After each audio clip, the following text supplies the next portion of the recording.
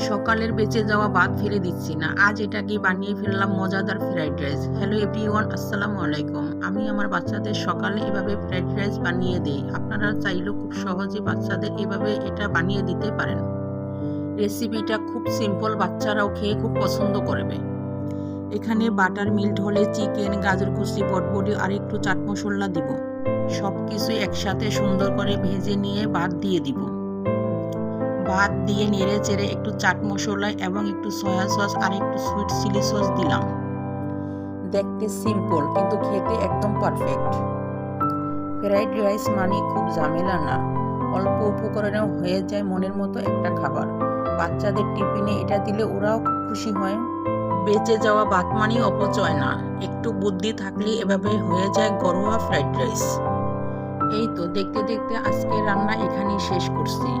আপনাদের ঘরেও এই সহজ রেসিপিটা ট্রাই করে দেখবেন। আমি আমার বাচ্চার জন্য টিফিন বক্সে এটা রেডি করে দিলাম। ভিডিওটি ভালো লাগলে অবশ্যই কমেন্ট করবেন। আল্লাহ হাফেজ।